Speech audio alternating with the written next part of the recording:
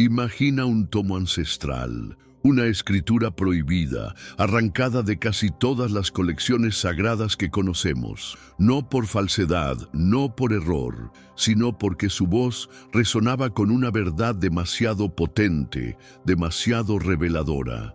Este manuscrito susurra historias de seres celestiales, de emisarios divinos que no descendieron a nuestro plano para salvaguardar la armonía, sino para subvertirla, para trastocar el delicado equilibrio cósmico. Describe firmamentos intrincados, con arquitecturas celestiales insospechadas, pasajes dimensionales y un majestuoso trono envuelto en llamas purificadoras. Y en el centro de esta cosmogonía, la figura de un hombre, Enoc, arrebatado de su existencia terrenal, llevado más allá de los velos de la realidad, forzado a ser testigo de revelaciones que ningún ser humano debería haber contemplado jamás. Por incontables eras, esta escritura permaneció sepultada, desvanecida de la memoria histórica, amordazada por las estructuras de fe imperantes, hasta que, de forma asombrosa, resurgió, oculto en criptas milenarias, grabado en dialectos casi extintos y saturado de enigmas que nadie se atrevió a descifrar. Hoy, aquí, en las mejores historias de la Biblia, voy a desvelarte 5 argumentos irrefutables que te demostrarán cómo el libro de Enoc tiene el poder de redefinir por completo tu percepción de la fe y de las narrativas sagradas que te rodean. Y lo que estás a punto de descubrir no es mera especulación, es un registro, una verdad documentada, solo que no en las páginas que te fueron enseñadas desde la infancia. Existe un relato que contradice radicalmente todo lo que nos ha sido inculcado, una crónica donde los primeros en quebrantar la obediencia no fueron los seres humanos. Mucho antes de la existencia de Adán y Eva, incluso antes de la inmaculada perfección del Edén, y previa a la primera transgresión conocida, ya había estallado una insurrección. No tuvo lugar en la esfera terrestre, sino en las alturas celestiales. El libro de Enoc expone esta rebelión con una franqueza desarmante. Entidades angélicas, seres de luz encargados de una vigilancia distante sobre la humanidad, no tenían permiso para interferir, solo para observar, pero decidieron franquear esa línea invisible. En el capítulo 6 de Enoc se detalla cómo un séquito de seres colosales, los vigilantes, descendieron sobre el monte Hermón. Este acto no fue accidental, fue una incursión deliberada. En aquel paraje montañoso, sellaron un pacto, un juramento inquebrantable. Tomarían esposas de entre las hijas de los hombres, procrearían descendencia con ellas y jamás regresarían a su morada original. No fue un desliz fortuito, ni una caída involuntaria. Fue una resolución consciente, una elección calculada. Shemhasá, el cabecilla de esta facción, fue el primero en articular la transgresión. Los demás lo secundaron. Consumaron su acuerdo en la cima de la montaña, comprometiéndose a permanecer unidos sin importar las repercusiones venideras. El escrito reza: hemos determinado escoger compañeras de entre las descendientes de la humanidad y engendrar linaje con ellas. Aquí no hay espacio para alegorías ni para simbolismos. Es una declaración explícita. Estas entidades no vinieron a redimirnos, vinieron a modificar, a alterar la esencia misma. El monte Hermón, escenario de este enigmático descenso, no es un mero lugar ficticio. Es una ubicación geográfica tangible, situada en la intersección entre Siria y el Líbano. Este pico ha sido reverenciado como un enclave sagrado por civilizaciones ancestrales desde tiempos inmemoriales. Incluso, algunos eruditos postulan que podría ser la misma montaña donde, siglos después, la figura de Jesús experimentó su transfiguración ante sus discípulos, según las crónicas del Evangelio de Mateo. ¿Coincidencia? La acción perpetrada por aquellos vigilantes no se limitó a un simple impulso carnal. constituyó una intervención directa en el curso evolutivo de la humanidad. No arribaron con mensajes divinos, llegaron con la intención de reescribir nuestra trayectoria. Los líderes de este grupo tienen identidades precisas. Shem Jaza, el estratega principal, Azazel, el maestro de las disciplinas bélicas, y junto a ellos, otros como Baraquiel, Cocabiel y Araquiel. No se tratan de constructos etéreos, son personajes con nombres plasmados en los registros, asignados, reconocidos por sus decisiones y por las ineludibles repercusiones. Estos seres tomaron para sí mujeres humanas y, de tales uniones, procrearon criaturas que jamás debieron haber existido. Pero de eso profundizaremos en la siguiente sección. En este mundo actual, vemos cada vez más personas yendo en contra de los principios tradicionales y parece que lo inmoral está cada vez más presente. Es común sentirse desorientado y sin rumbo. Sin embargo, aún existe un camino para recuperar la verdadera esencia y restablecer los principios éticos en nuestra rutina diaria. Si te sientes perdido en medio de la confusión y deseas más claridad, tenemos algo especial para ti, un recurso creado especialmente para ayudarte a comprender el significado de estos desafíos actuales y enfrentarlos con sabiduría y valentía. Este es el verdadero valor de Caminos de la Revelación, descifrando la Biblia por completo, un camino hacia la claridad y la serenidad a través de sus enseñanzas. Lo mejor de todo es que está disponible ahora, en el primer comentario fijado. No pierdas esta oportunidad de transformar tu vida y descubrir el propósito genuino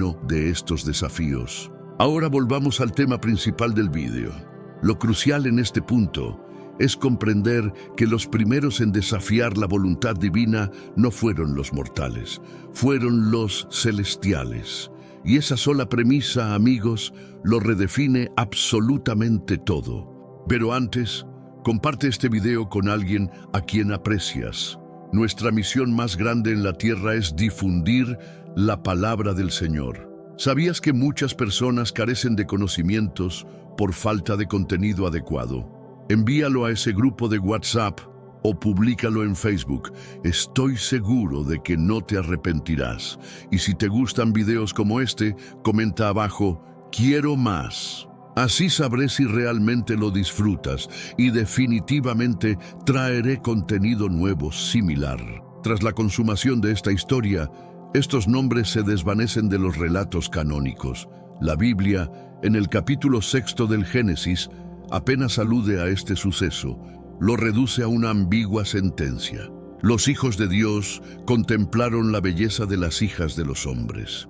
Pero Enoc despliega el panorama completo. Revela que aquellos hijos de Dios no solo observaron, actuaron y causaron un daño cuyas consecuencias, según el mismo texto, perduran hasta nuestros días, desencadenando una cadena de eventos que ni siquiera ellos pudieron controlar. Ahora detente y reflexiona por un instante. Este patrón no es exclusivo, se manifiesta repetidamente en una miríada de culturas. En la mitología helénica, las deidades olímpicas descienden del éter, toman consortes humanas y de esas amalgamas nacen héroes y abominaciones.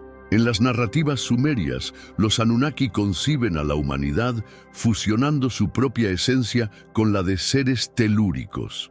En las civilizaciones precolombinas de América, divinidades bajan del firmamento para impartir conocimientos, para luego desvanecerse misteriosamente.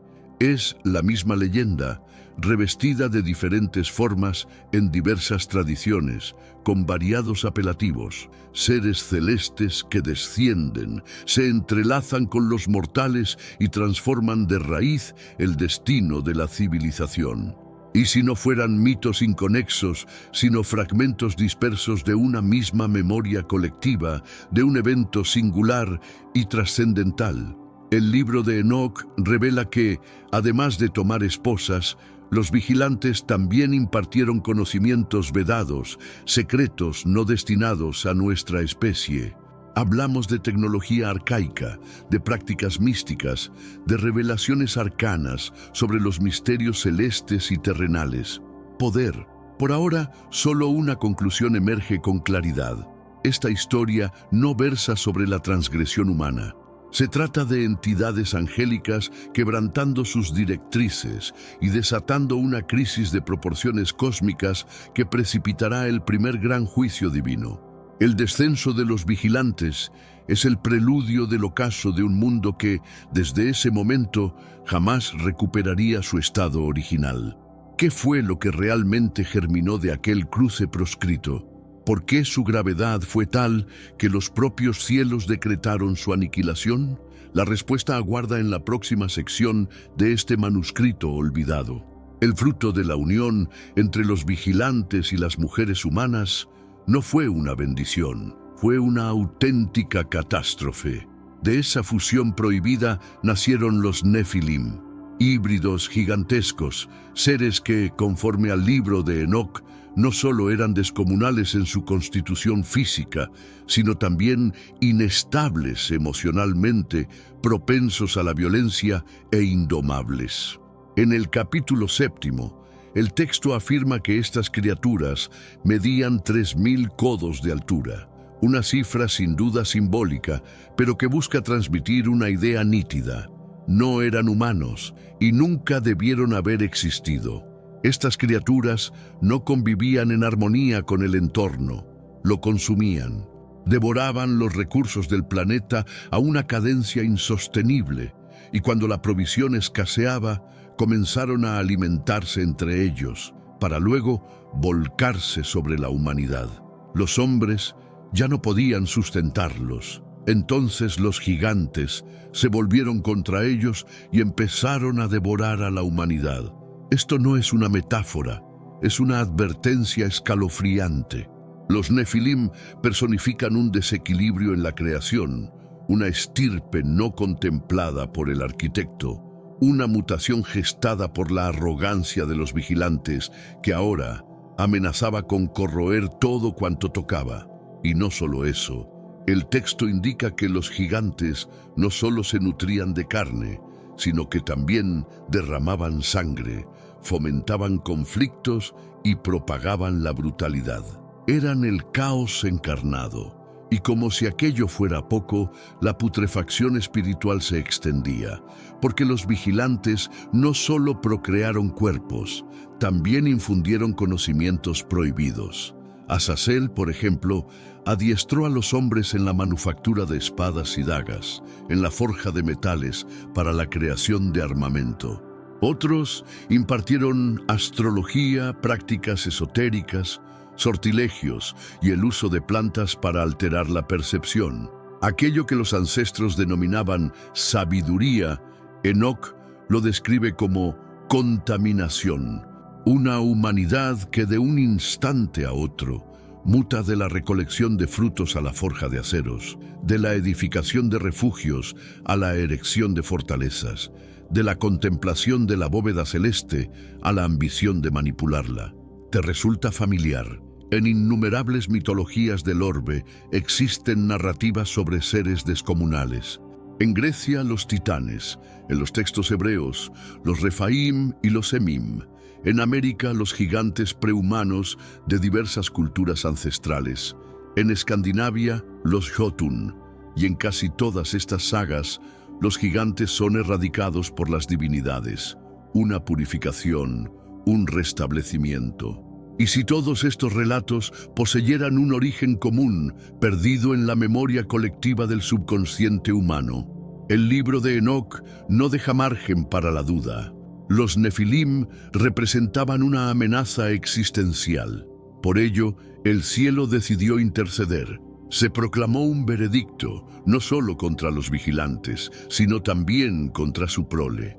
Los Nefilim serían aniquilados y sus esencias condenadas a errar por el orbe como entidades sin sosiego. El texto incluso sugiere que estos espíritus vagantes son lo que hoy identificamos como demonios. Los espíritus de los gigantes que han salido de sus cuerpos serán destructores sobre la tierra. Ellos serán llamados espíritus malignos. No son entes infernales concebidos en una gehenna. Son el eco de una antigua aberración, una repercusión directa de una transgresión de índole celestial. Y esta conceptualización nos impele a reevaluar muchísimas premisas, porque no se trata meramente de gigantes físicos, se trata de la herencia de un desequilibrio, de un evento que jamás debió acontecer y que, según Enoc, marcó el inicio de la decadencia humana. Y ahora que los Nefilim deambulan por la tierra y sus progenitores celestiales han subvertido las directrices del firmamento, la interrogante se vuelve ineludible. ¿Quién ostentará el poder para juzgar a los vigilantes? ¿Quién posee la potestad para condenar a aquellos que alguna vez fueron ángeles? Esa respuesta no tardaría en llegar, y el propio Enoc fue designado para recibirla. Cuando la putrefacción en el orbe alcanzó su cenit y los vigilantes ya no podían disimular sus actos, una determinación fue adoptada.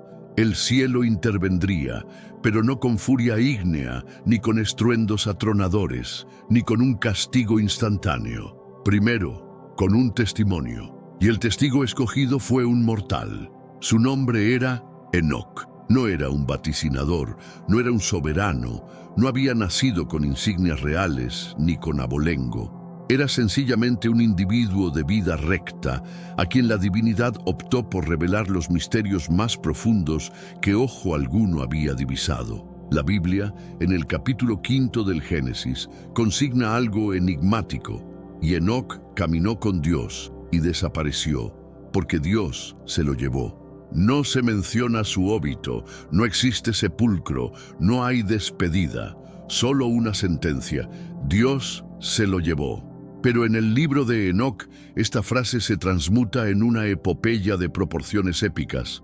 Se describe una vivencia que, en nuestros tiempos, careceríamos de categorías para clasificar. Enoc, transportado a las alturas celestiales, de manera literal. El capítulo 14 narra cómo fue arrebatado por ráfagas de viento impetuosas, atravesando velos de nubes, umbrales de fuego, y finalmente accediendo a una dimensión que ninguna entidad humana había vislumbrado. Y observé una morada cuyo dosel era semejante a la bóveda celeste, y llamas ígneas circundaban sus muros. Allí divisa el sitial del Altísimo, un trono envuelto en resplandor, con una voz que emulaba el fragor del fuego, y seres celestiales circundándolo, cuyos semblantes eran indescriptibles. Enoc no fue un intruso, fue un huésped de honor, y no fue trasladado por mera curiosidad, sino por una razón inequívoca: ser el heraldo del juicio, el juicio de los querubines desterrados. Los mismos vigilantes que habían descendido a la tierra ahora imploran a Enoc que interceda en su favor. Le ruegan que presente su súplica ante el Hacedor, que abogue por su remisión. Pero el cielo ya había emitido su veredicto, y Enoc fue el encargado de comunicarles la respuesta, una réplica gélida, inmutable: jamás ascenderéis al firmamento nuevamente, jamás alcanzaréis el perdón. Es un instante desolador, porque quienes ruegan no son entidades demoníacas, sino ángeles, seres que alguna vez moraron en el reino divino, ahora proscritos para siempre. Y es Enoc quien posee mayor lucidez, mayor comprensión y más autoridad que aquellos que un día fueron resplandor. Este cambio de papeles es impactante. El mortal, antaño inferior, ahora contempla lo que ellos no pueden, escucha lo que ellos no pueden oír, y es testigo del veredicto que ellos no pueden eludir. Enoc, quien nació en la esfera terrenal, deambula ahora entre arquitecturas cósmicas, divisa los flujos ígneos, los portales interdimensionales, las estancias de los vigilantes caídos, los anales eternos. Describe los engranajes del cosmos como quien explora una metrópolis vetusta. Todo ello está pormenorizado en el libro de Enoc. Pero hay algo más, algo que transciende la mera visión y penetra en la esencia misma del espíritu humano. Enoc, al presenciar el juicio de las entidades angélicas, también vislumbra el destino de la humanidad. Observa lo que acontece tras el trance de la existencia. Contempla los receptáculos, donde las ánimas son custodiadas, y advierte que no todas esperan la misma suerte. Algunas reposan en serenidad, otras aguardan el veredicto, otras simplemente padecen. Y esto es antes del fin de las eras. No hay un paraíso o un abismo instantáneo, hay una espera, un devenir, una realidad mucho más compleja de lo que nos fue enseñado. Y es Enoc quien la detalla, milenios antes de que esos conceptos hicieran su aparición en otras doctrinas religiosas. La travesía de Enoc no fue una simple epifanía mística. Fue una revelación estructurada, una panorámica exhaustiva del orden espiritual, de las jerarquías divinas, de los ciclos que gobiernan el alma. Por eso este volumen fue incómodo, por eso fue silenciado, porque demuestra que la humanidad siempre ha estado más próxima a las cumbres celestiales de lo que nos indujeron a creer. Y si Enoc, un ser humano ordinario, pudo atestiguar tanto, ¿qué más hemos estado ignorando? El periplo de Enoc no culminó con la condena de los vigilantes. Después de ser testigo de su castigo, Enoc fue guiado aún más lejos, hacia un conocimiento que no solo esclarecía el presente de su cosmos, sino el porvenir de toda la especie. Lo que siguió no fue una mera premonición del más allá, sino una carta de navegación exhaustiva del designio universal. Una epifanía que, centurias más tarde, resonaría en las escrituras del Apocalipsis, pero que aquí, en el libro de Enoc, ya se encontraba consignada. En los capítulos conocidos como las parábolas de Enoc, emerge la figura de un ser elegido. Este personaje se manifiesta mucho antes que los vaticinios mesiánicos del Antiguo Testamento y previo al advenimiento de la figura de Jesús en el Nuevo. Enoc lo describe como un ente preexistente, resguardado desde el génesis de los tiempos, que será revelado al final para juzgar a los transgresores y restablecer la rectitud. El texto no lo identifica directamente como Mesías en su acepción moderna, pero lo presenta como alguien en quien reside el aliento de la sabiduría y del poder. Alguien que ocupará un sitial junto al Altísimo. Esta figura no arribará solo para redimir, sino para depurar, y su llegada estará acompañada de presagios celestes, de turbulencia terrenal y de un veredicto inminente para los dominios que se apartaron de la justicia. Aquí, el paradigma se reitera una vez más. Una humanidad envilecida, los cielos franqueándose y un intermediario que desciende para corregir el desbalance.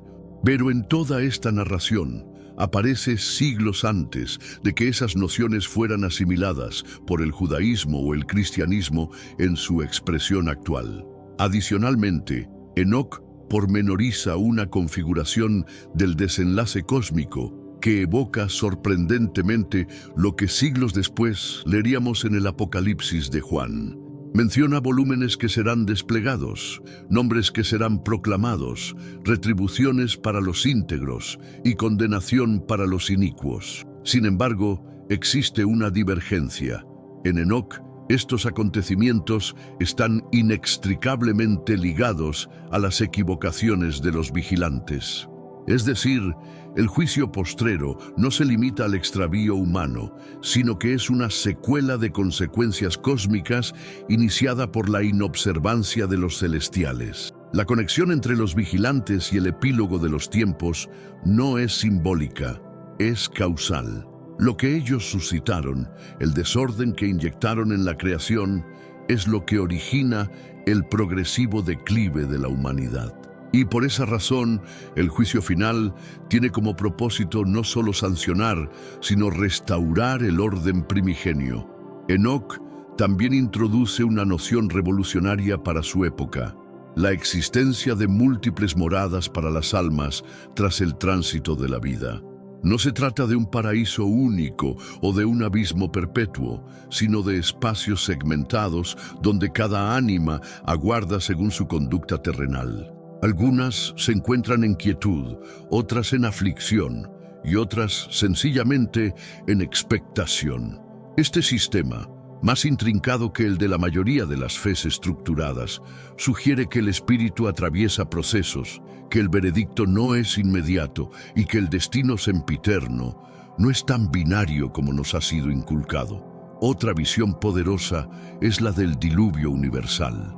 Enoc no solo lo menciona, sino que lo vincula directamente con los ultrajes perpetrados por los vigilantes y sus vástagos, los Nefilim. Esto significa que la gran inundación no fue meramente una sanción por la transgresión humana, sino una depuración forzosa para erradicar las repercusiones de la hibridación celestial. Esta interpretación transfigura por completo la forma en que comprendemos el relato del Arca de Noé. No fue una lección ética para la humanidad, sino una operación de limpieza a escala cósmica. Y dentro de todo este panorama, Enoc, un ser humano que no solo fue transportado para presenciar estos sucesos, sino que se convirtió en el escribano del firmamento, en el mediador entre lo divino y lo terrenal, en el único capaz de aprehender y transmitir lo que está por venir, no como un vaticinador que proclama desde la tierra, sino como un testigo que estuvo en las alturas y retornó. Tenemos un recurso espiritual para ti, Caminos de la Revelación, un libro para comprender las profecías y fortalecer tu fe. Lo encuentras en el primer comentario. Léelo, compártelo y prepárate espiritualmente para lo que está por venir.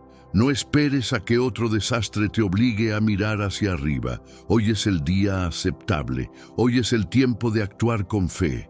Fortalécete en la palabra, profundiza en la oración y rodea tu vida de personas que también estén buscando a Dios de todo corazón. Estas revelaciones que Enoc recibió sobre el ocaso de los tiempos fueron tan exactas, tan metódicamente dispuestas, que algunos eruditos consideran que influyeron de manera directa en la escatología judía, en los manuscritos del Mar Muerto y posteriormente en el cristianismo primigenio. ¿Por qué entonces fue marginado del corpus oficial? ¿Qué amenaza implicaban estas visiones para el poder religioso establecido? Algunos piensan que el quid de la cuestión no residía en el contenido, sino en su génesis. Enoc no poseía linaje sacerdotal, no era un vaticinador designado por un templo, era un individuo que accedió directamente a los arcanos celestes, sin intercesores. Su testimonio no confería legitimidad a ninguna institución y quizás, por ello, resultó inaceptable. La historia de Enoc, sus visiones y sus amonestaciones nos confronta con una posibilidad perturbadora, que una porción del saber sobre el porvenir de la humanidad fue revelada, pero deliberadamente ocultada, que el plan divino no es lineal ni simplista, ni dominado por una única doctrina, y que los acontecimientos del fin ya fueron descritos por alguien que los atestiguó con sus propios ojos. En el segmento que sigue, nos adentraremos en el terreno más delicado de todos. Vamos a indagar por qué el libro de Enoc fue borrado de la mayoría de las Biblias, qué motivaciones impulsaron su supresión y, lo más trascendente, ¿qué nos revela eso sobre el dominio, la veracidad y lo que se nos ha inculcado como creencia? El libro de Enoc, con sus narraciones sobre el juicio de las entidades angélicas caídas, la putrefacción de la humanidad y el destino de la psique, fue reconocido por las comunidades hebreas primigenias. Fue aludido por escritores cristianos de la antigüedad. De hecho, uno de sus pasajes se encuentra directamente citado en la Epístola de Judas, dentro del Nuevo Testamento. No obstante, en la actualidad no integra la vasta mayoría de las escrituras canónicas oficiales. ¿Por qué esta exclusión? La respuesta es incómoda y reveladora. Históricamente, el libro de Enoc fue marginado del conjunto bíblico durante las primeras centurias de la configuración del cristianismo institucional. Los concilios que discernieron qué volúmenes eran divinamente inspirados y cuáles no, lo repudiaron. Su contenido fue considerado excesivamente singular, poco armónico con la narrativa ortodoxa, o sencillamente peligroso. Pero, ¿qué lo hacía tan amenazante? Primero, su concepción de la esfera celestial. A diferencia de otros escritos que delinean el cielo como una dimensión prístina, impecable y absoluta, Enoc lo presenta como un dominio fragmentado, jerárquico, en constante dinamismo, donde incluso los seres angélicos pueden insubordinarse, corromperse y ser sancionados. Esta imagen resquebraja la arquitectura tradicional de lo sagrado y pone en entredicho la infalibilidad de lo divino. Segundo, su crítica al conocimiento mal empleado. El libro de Enoc sugiere que una fracción del saber que moldeó nuestra civilización no emanó directamente del Hacedor, sino de seres desterrados. Enseñanzas que catalizaron contiendas, sometimiento y el abuso del poder. Esto propicia que el avance humano no sea percibido como un logro inmaculado, sino como un gravamen heredado de una injerencia que jamás debió ocurrir. Tercero, la función de Enoc. Aquí no hay sacerdotes ni edificaciones sagradas como intermediarios. No se percibe la necesidad de una casta religiosa que administre el acceso a la divinidad. Hay un mortal de conducta irreprochable, seleccionado directamente por el firmamento, quien es transportado, instruido y devuelto como un testimonio viviente. En otras palabras, un arquetipo de espiritualidad directa, desprovista de estructuras institucionales. Y eso, para una maquinaria religiosa que aspiraba al control, resultaba inaceptable. Cuarto, la envergadura de sus vaticinios. El libro de Enoc anticipa el juicio final, la figura del Redentor y el destino de la psique siglos antes de que esos conceptos hicieran su aparición en el Nuevo Testamento. Para ciertos teólogos de antaño, esto generaba un dilema. ¿Cómo podía un volumen tan pretérito al cristianismo contener mensajes tan intrínsecamente cristianos? ¿Qué implicaba aquello sobre la originalidad de las doctrinas posteriores? Pero hay una justificación aún más profunda. El libro de Enoc postula que la humanidad no es una víctima pasiva, ni simplemente una especie transgresora. Somos una estirpe que fue alterada, instruida y utilizada en un conflicto que no se originó con nosotros. Este escrito desmantela la narrativa de la transgresión primigenia como única génesis del mal y señala que las problemáticas del orbe no comenzaron con un mortal ingiriendo un fruto, sino con una insurrección en las alturas celestiales y una contaminación en el plano terrenal. Eso, amigo espectador, lo reescribe absolutamente todo. Y si lo que Enoc narra es fidedigno, aunque sea parcialmente, entonces numerosos pilares de la fe establecida, el orden sacro, la potestad eclesiástica, la procedencia del saber, el veredicto definitivo, se tambalean. Quizás por eso fue excluido, no porque fuera espurio, sino porque articulaba demasiado. Aún así, perseveró. Fue preservado en la Iglesia Ortodoxa Etíope, redescubierto en 1773 en Etiopía por el explorador James Bruce, cotejado con fragmentos hallados en los manuscritos del Mar Muerto y autenticado como una obra genuina del pensamiento religioso de la antigüedad. Y hoy continúa interpelándonos porque el libro de Enoc no solo habla del pasado, presagia lo que podría acontecer de nuevo. ¿Y si los vigilantes no fueron aniquilados por completo? ¿Y si sus preceptos sobrevivieron? ¿Y si su herencia todavía ejerce influjo en nuestro mundo? Quizá la pregunta no sea por qué fue apartado de las Escrituras, sino por qué sentimos la compulsión de encubrirlo. Y ahora que lo has conocido, la verdadera interrogante es, ¿qué harás tú con esta historia? Esta revelación del libro de Enoc nos obliga a mirar más allá de lo evidente, a desmantelar las certezas que una vez creímos inmutables. Si la humanidad fue moldeada, y no solo creada, si el conocimiento más oscuro se infiltró desde el cielo, entonces las bases mismas de nuestra civilización podrían estar fundamentadas en premisas que jamás habíamos osado cuestionar. ¿Qué otras verdades se ocultaron deliberadamente para preservar una narrativa más conveniente, más controlable? Pensemos por un instante en la naturaleza de lo que fue enseñado.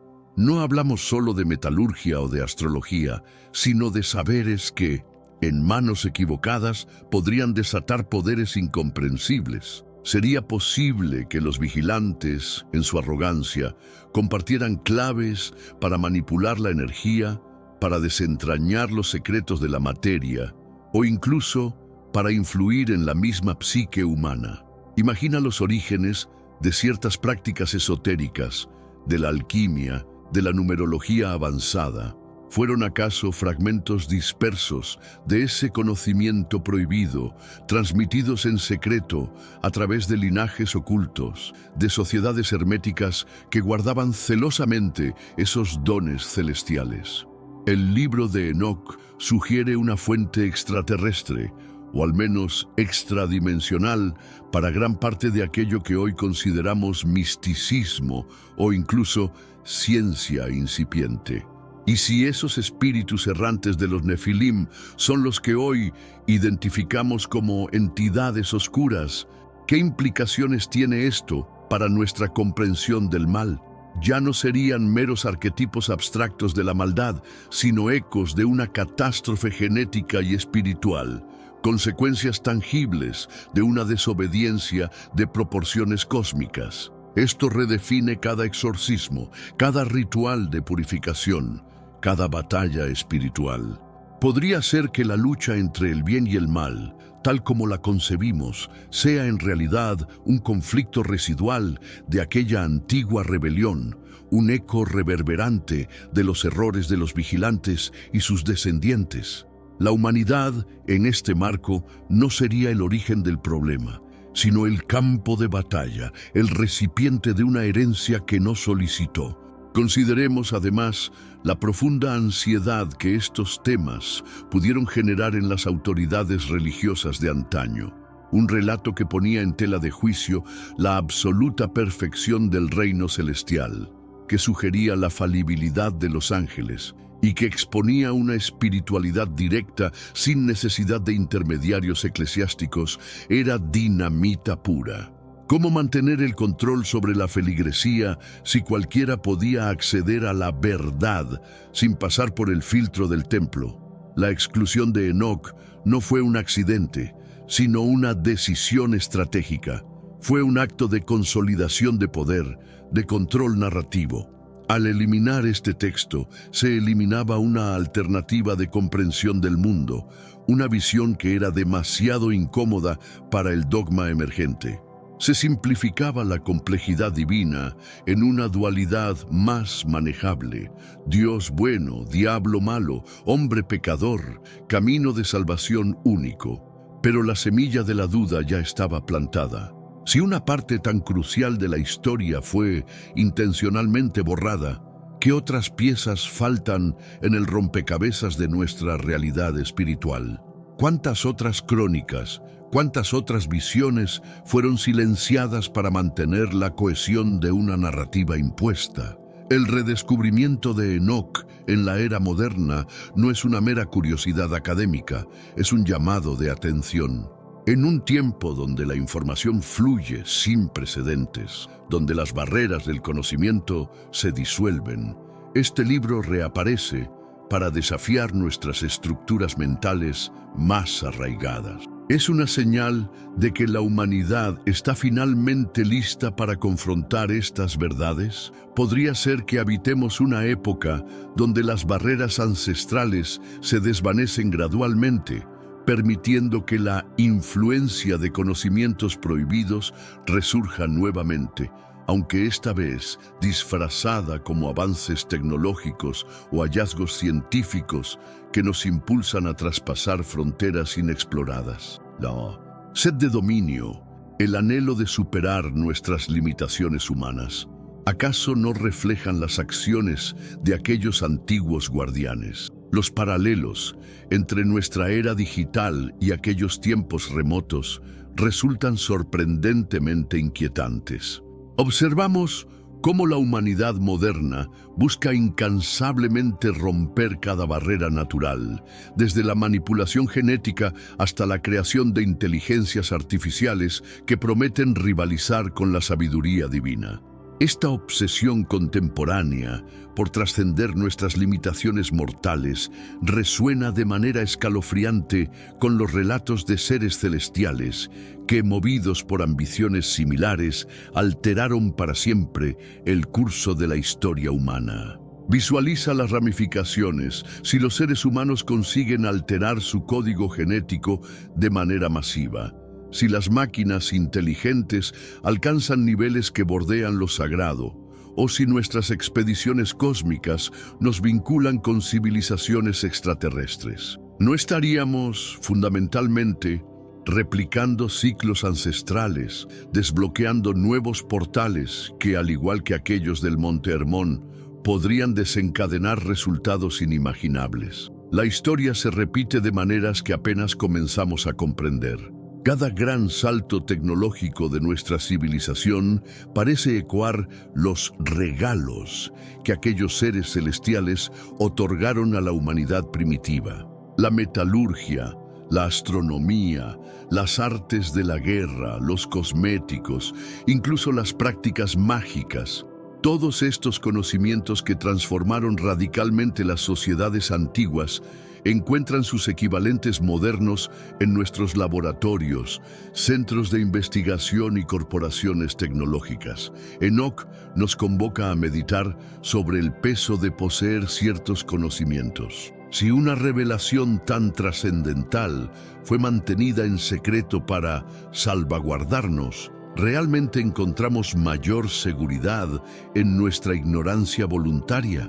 ¿O será que enfrentar estas realidades nos capacitará para evolucionar, extraer enseñanzas de los fracasos del pasado y construir un futuro alternativo? El dilema del conocimiento prohibido trasciende épocas y culturas. Desde Prometeo robando el fuego de los dioses hasta los científicos modernos, manipulando la estructura fundamental de la vida, la humanidad ha enfrentado constantemente esta tensión entre la sabiduría que libera y la ignorancia que protege. El libro de Enoch nos plantea una pregunta fundamental. ¿Es el conocimiento inherentemente neutral o existen verdades tan peligrosas que su revelación podría comprometer la supervivencia misma de nuestra especie? Esta obra no constituye meramente una crónica de tiempos pasados, representa un reflejo que expone los riesgos de la ambición descontrolada, la vulnerabilidad de la sumisión incondicional y la búsqueda perpetua de elevación, tanto celestial como terrenal. Nos confronta para examinar el origen de todo aquello que nos circunda. El texto funciona como un manual de instrucciones para descifrar los patrones ocultos de nuestra realidad contemporánea. Cada institución que consideramos inmutable, cada tradición que seguimos sin cuestionar, cada norma social que aceptamos como natural, podría tener sus raíces en aquellos eventos cataclísmicos que transformaron irreversiblemente la trayectoria humana. Enoch nos enseña a ser arqueólogos de nuestra propia civilización, excavando las capas de influencias sobrenaturales que moldearon nuestro presente. ¿Cuántas de nuestras organizaciones, de nuestros paradigmas de fe, de nuestras tradiciones más profundas, no representan en realidad reliquias de una civilización transformada por aquellos obsequios vetados? ¿Y si el desarrollo de la humanidad es resultado no únicamente de nuestras decisiones libres, sino de una interferencia universal? Esta perspectiva revoluciona completamente nuestra comprensión de la autonomía humana. Si nuestras instituciones más fundamentales, desde los sistemas de gobierno hasta las estructuras religiosas, desde los códigos morales hasta las expresiones artísticas, llevan la huella de aquella intervención primordial, entonces debemos replantearnos qué aspectos de nuestra cultura son genuinamente humanos y cuáles son producto de esa influencia externa que continúa operando de maneras sutiles pero profundas. La persona de Enoch El individuo ordinario que fue exaltado se transforma en un símbolo de la habilidad humana para conectar con lo divino sin intermediarios. Su travesía nos motiva a perseguir nuestra propia verdad, a no confiar en doctrinas preestablecidas, a observar más allá de lo que nos han concedido contemplar. Enoc representa la democratización del acceso a lo sagrado. Su historia destruye el monopolio que ciertas instituciones han mantenido sobre la experiencia espiritual, demostrando que cualquier ser humano, independientemente de su posición social o preparación religiosa, puede alcanzar niveles extraordinarios de comprensión cósmica. Esta revelación es profundamente subversiva porque sugiere que el potencial para la iluminación reside de manera inherente en cada individuo, esperando únicamente ser activado por la búsqueda sincera de la verdad. Si un simple mortal logró transitar por las estructuras celestiales y presenciar los veredictos divinos, ¿qué capacidades sin descubrir reposan latentes en el interior de cada uno de nosotros? El libro de Enoc constituye, en esencia, una convocatoria a la ampliación de la conciencia, al quiebre de estructuras mentales limitantes. Esta pregunta resuena con particular intensidad en nuestra era de potencial humano aparentemente ilimitado. Los avances en neurociencia, psicología transpersonal y estados alterados de conciencia sugieren que poseemos capacidades latentes que apenas hemos comenzado a explorar. La experiencia de Enoc se convierte en un mapa para aquellos que buscan expandir los límites de su percepción y acceder a dimensiones de realidad tradicionalmente reservadas para místicos y visionarios. Nos reta a reconsiderar la esencia del error, del castigo, de la salvación. Si la maldad no se originó con Adán y Eva, entonces la solución no puede ser tan elemental como nos instruyeron. Existen estratos de complejidad, de causas cósmicas que apenas hemos empezado a explorar. Esta recontextualización del mal tiene implicaciones teológicas y filosóficas revolucionarias. Si el pecado tiene origen extraterrestre, si la corrupción humana fue inducida por intervención externa, entonces toda nuestra comprensión sobre la responsabilidad moral, la culpa heredada y la necesidad de redención debe ser reconsiderada. El relato de Enoc sugiere que la humanidad no es inherentemente malvada, sino víctima de una manipulación cósmica que alteró nuestro ADN espiritual y físico.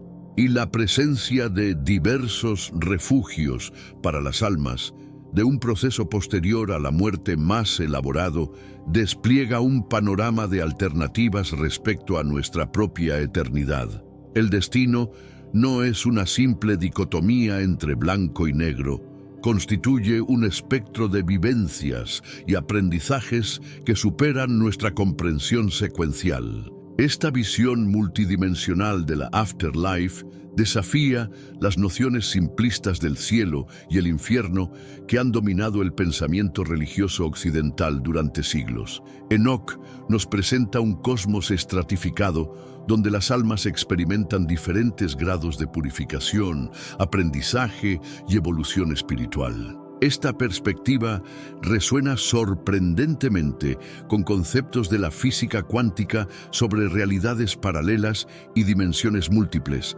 sugiriendo que la muerte no es un final, sino una transición a estados de existencia más complejos y diversos. El diluvio, observado a través del prisma de Enoc, adquiere una dimensión que trasciende lo moral. Se convierte en una medida extrema de purificación genética, un intento desesperado del Creador por rectificar una alteración que comprometía la integridad de su creación. ¿Qué tan crítica debió ser la situación para justificar semejante exterminio? Esta interpretación del diluvio como intervención genética divina añade una dimensión científica al relato bíblico que resulta profundamente perturbadora. Si los Nefilim representaban una contaminación genética que amenazaba la pureza de la especie humana, entonces el diluvio no fue un castigo moral, sino una medida de emergencia biológica. Esta perspectiva resuena inquietantemente con debates contemporáneos sobre ingeniería genética, modificación del ADN y los riesgos de alterar irreversiblemente el genoma humano. El libro de Enoc nos abandona con la perturbadora impresión de que el relato de la humanidad está inherentemente conectado a sucesos que ocurrieron mucho antes de nuestra era, en dimensiones que difícilmente podemos imaginar. Formamos parte de un drama universal que se prolonga por milenios. Reconocer nuestra participación en esta narrativa cósmica trasciende la simple curiosidad histórica. Implica aceptar que nuestras decisiones actuales pueden tener ramificaciones que se extienden mucho más allá de nuestras vidas individuales. Si somos verdaderamente protagonistas en un conflicto que comenzó en los cielos y continuará desenvolviéndose a través de generaciones futuras, entonces cada elección que hacemos cobra una dimensión épica y una responsabilidad abrumadora. No es un libro para ser asumido sin cuestionamiento, sino para ser investigado con una mentalidad receptiva y analítica.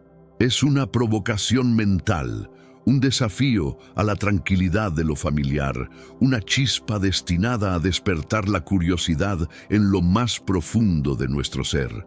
El verdadero valor del libro de Enoc reside no en proporcionar respuestas definitivas, sino en formular preguntas que desestabilizan nuestras certezas más arraigadas. Funciona como un catalizador intelectual que nos obliga a examinar críticamente no solo nuestras creencias religiosas, sino también nuestras asunciones sobre la naturaleza de la realidad, la historia humana y nuestro lugar en el cosmos. Su poder radica en su capacidad para generar incomodidad existencial que impulsa la búsqueda de comprensiones más profundas. La supervivencia de Enoc, su resistencia a través de siglos de represión, constituye un testimonio de la persistencia de la verdad.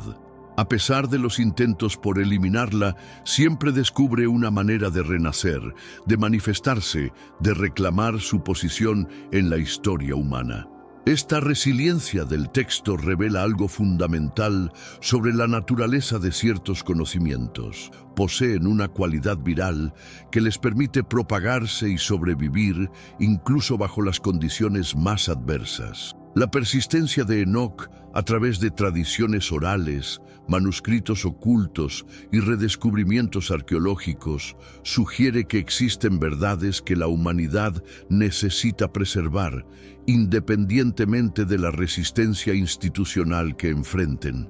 Tal vez la auténtica enseñanza de esta obra no resida en lo que nos relata sobre los ángeles o los gigantes, sino en lo que nos desvela acerca de nosotros mismos, nuestra capacidad para la transgresión, pero también para la elevación espiritual, nuestra inclinación a ocultar, pero también a buscar persistentemente la iluminación. El libro de Enoc funciona como un espejo cósmico que refleja no solo nuestro pasado, sino también nuestro potencial futuro.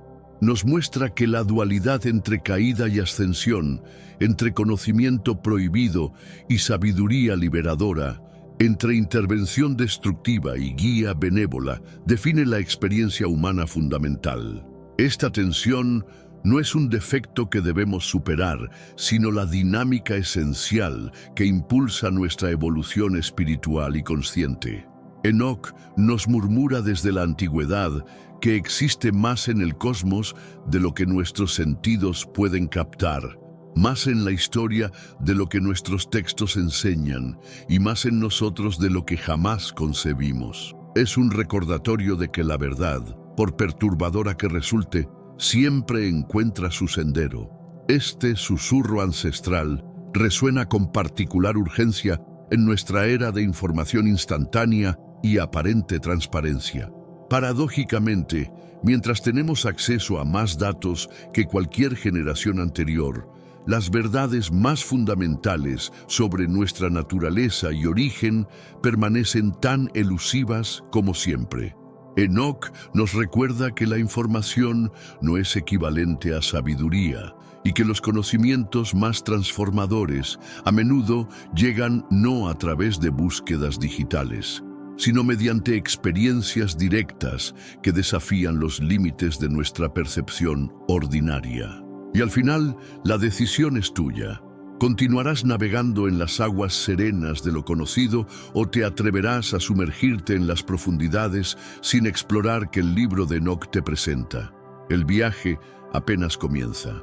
Esta elección trasciende la simple decisión académica sobre qué textos estudiar. Representa una bifurcación existencial entre la seguridad de las creencias convencionales y la aventura de la exploración espiritual auténtica.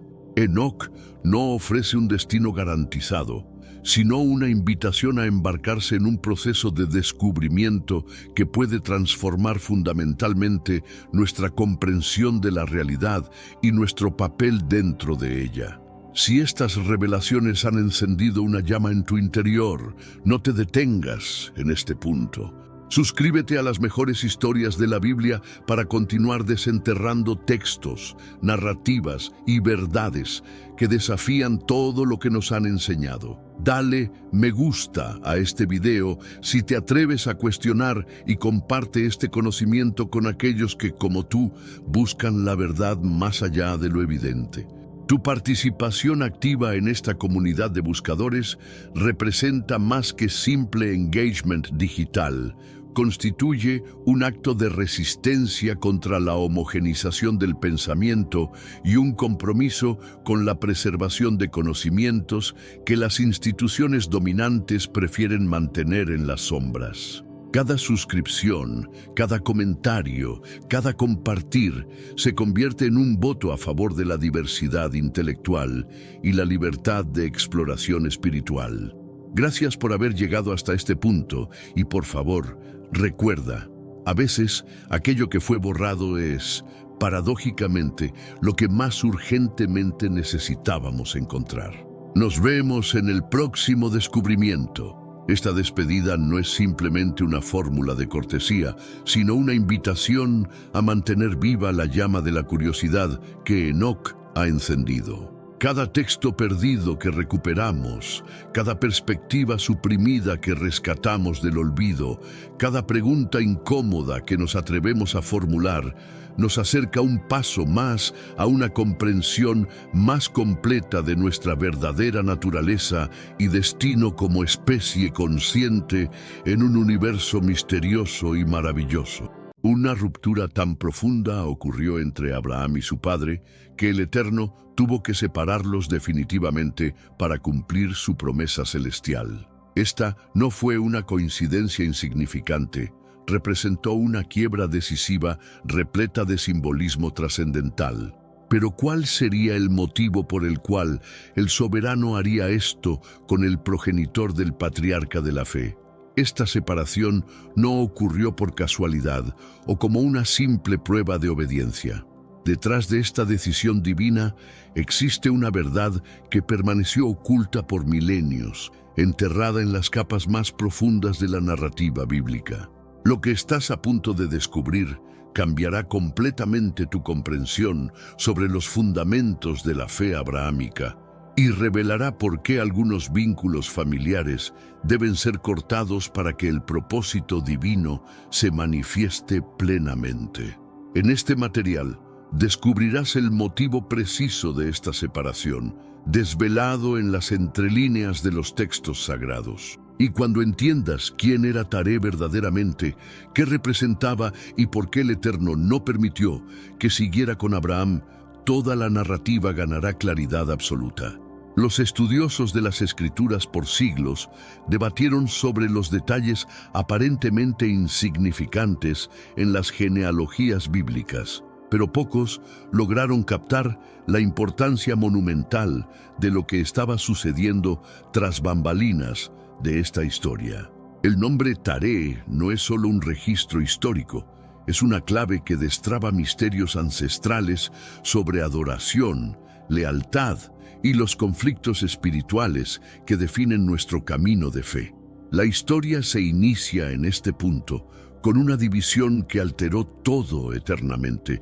Esta no es solo una narrativa sobre migración geográfica o cambio de residencia.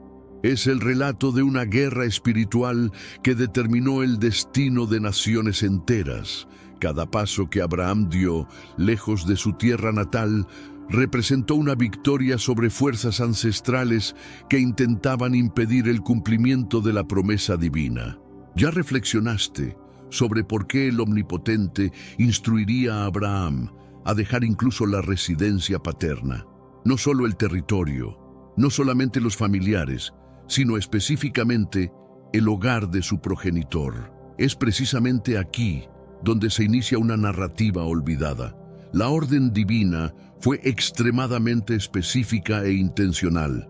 Cada elemento mencionado, tierra, parentela y casa paterna, representaba una capa diferente de influencia que necesitaba ser abandonada. El hogar paterno no era solo una dirección física, sino el epicentro de tradiciones, creencias y prácticas que impedirían a Abraham cumplir su destino como padre de muchas naciones. En Génesis 11, 26, 32, las Escrituras nos presentan a Taré, el progenitor de Abraham. Y si imaginabas que ese nombre estaba ahí solo para completar un linaje genealógico, prepárate, pues lo que se oculta detrás de este hombre desvela uno de los contrastes más impactantes en toda la cronología de la fe. Los registros antiguos nos revelan que Taré no era simplemente un pastor nómada o comerciante común de su época. Estaba profundamente conectado a sistemas de adoración que conflictuaban directamente con la revelación que Abraham estaba a punto de recibir. Cuando comprendas la verdadera identidad espiritual de Taré y su influencia sobre la familia, entenderás por qué la separación no fue opcional, sino absolutamente necesaria para la preservación del plan divino. Taré aparece en las Escrituras como un padre con 3 hijos, Abram, Nacor y Harán. Habitaba en Ur de los Caldeos, una metrópoli antigua y próspera, pero espiritualmente corrupta. Y aquí empezamos a ver las capas de esta narración. Taré no era simplemente el padre de un gran patriarca. Era el hombre del cual Dios separaría al padre de la fe. Fascinante, ¿verdad? Observa la profundidad de estas palabras. Dios no solo llamó a Abraham, lo apartó. Y esa separación comienza con una revelación velada en los versículos finales de Génesis 11. Taré vivió 205 años. Parece mucho, pero las Escrituras no registran ninguna obra espiritual significativa de su parte. Al contrario, pronto veremos que su influencia estuvo más conectada con la idolatría de su generación que con la fe verdadera. Ahora reflexiona sobre esto. ¿Por qué el nombre de Taré es recordado únicamente por ser el padre de alguien? ¿Por qué no hay promesa para Taré? ¿Por qué su jornada se corta incluso antes de que comience el verdadero viaje espiritual? ¿Quién era Taré? Es una pregunta que esconde otra más grande. ¿Qué había en él que Dios quería que Abraham dejara atrás? Antes de que Dios prometiera una tierra, un linaje o una bendición, hizo algo decisivo. Apartó a Abraham de la idolatría. Y aquí es donde la Biblia, con toda su precisión, revela un detalle crucial frecuentemente ignorado en lecturas superficiales, pero que cambia completamente la comprensión de la narrativa. Mira lo que dice Josué 24:2. Así dice Jehová, Dios de Israel: vuestros padres habitaron antiguamente al otro lado del río, esto es, Taré, padre de Abraham y padre de Nacor, y servían a dioses extraños. Sí, Taré era idólatra, un adorador de dioses ajenos. Esto es más que un dato histórico, es el corazón de la separación. Ahora piensa conmigo, ¿cómo podría Dios construir un pueblo apartado, santo, consagrado a su nombre, a partir de un hombre atado a los ídolos? La idolatría de Taré no era solo una práctica cultural, era un bloqueo espiritual, un contraste tajante entre lo viejo y lo nuevo, entre la tradición y la revelación, entre Taré y Abraham. Y aquí empieza a tener sentido por qué Dios separó a Abraham de su padre. Lo que estaba en juego era más que un cambio de dirección, era un cambio de reino. Abraham tenía que romper con la raíz de la idolatría para experimentar el plan de Dios, recibir la promesa y verdaderamente convertirse en el padre de la fe. Y eso no podía suceder mientras estuviera bajo la sombra de Taré, rodeado de una estructura espiritual contaminada. ¿Has considerado alguna vez que la historia de Abraham no comienza con fe, sino con separación, con ruptura, con una decisión radical de decir no a lo que su padre representaba espiritualmente? La historia olvidada de Taré no está olvidada por casualidad. Está silenciada en las Escrituras, precisamente para resaltar lo que necesitaba ser dejado atrás. Y cuando la Biblia dice poco, habla en voz alta. Ahora que sabemos que Taré era idólatra, necesitamos entender el ambiente espiritual donde vivió y crió a sus hijos. Ese ambiente se llama Ur de los Caldeos, mencionado directamente en Génesis 11:28. A primera vista, parecía una ciudad impresionante, estructurada, adinerada, culturalmente avanzada.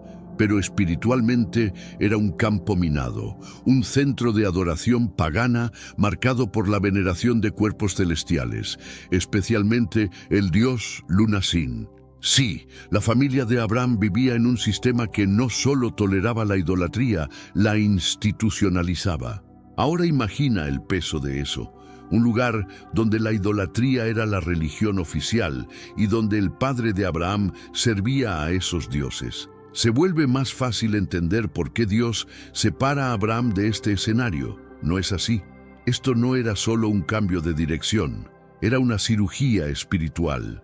Ur representaba una cultura que exaltaba lo visible y negaba lo invisible, un mundo que construía torres para alcanzar el cielo con sus propias manos, como la Torre de Babel, y rechazaba la soberanía de un Dios invisible y todopoderoso.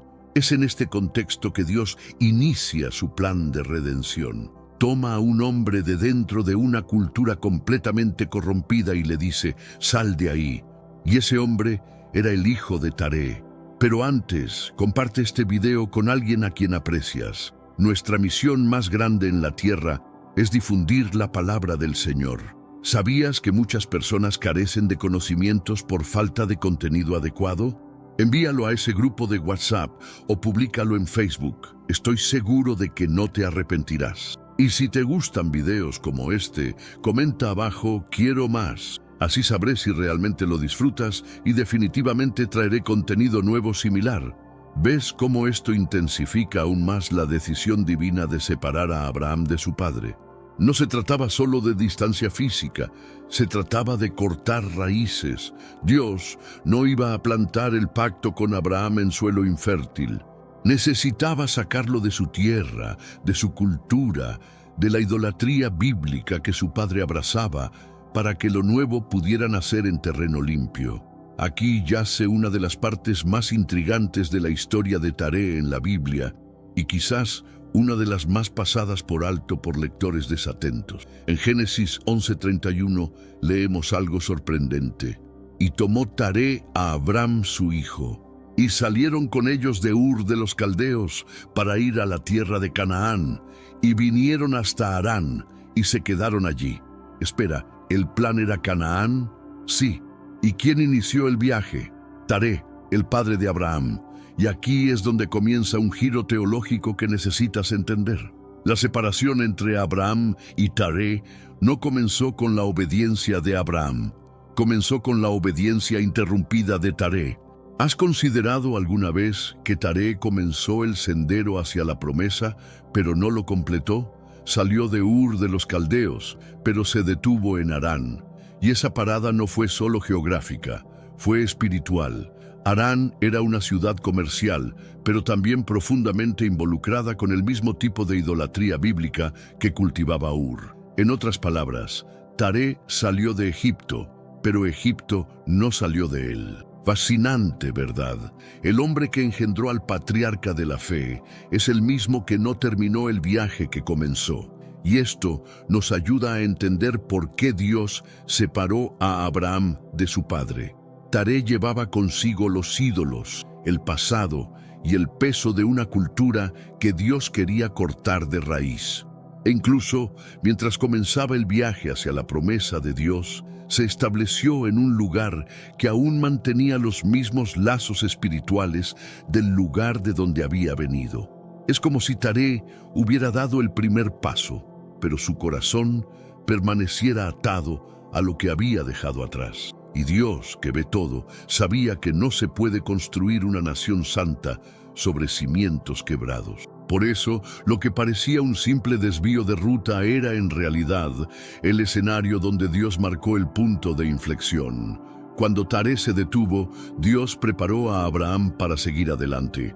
El momento decisivo en la narrativa llega con una instrucción que no solo cambia el curso de la historia, sino que inaugura una nueva era en la relación entre Dios y la humanidad. Génesis 12:1 dice: «Pero Jehová había dicho a Abraham, vete de tu tierra y de tu parentela y de la casa de tu padre a la tierra que te mostraré». Este mandato no es meramente un llamado geográfico, es profundamente espiritual. Lleva dentro de sí el corazón del plan redentor de Dios, el punto de ruptura con el sistema antiguo. Es como si el Señor estuviera diciendo: para que la promesa comience, todo lo que te ate a lo viejo debe terminar.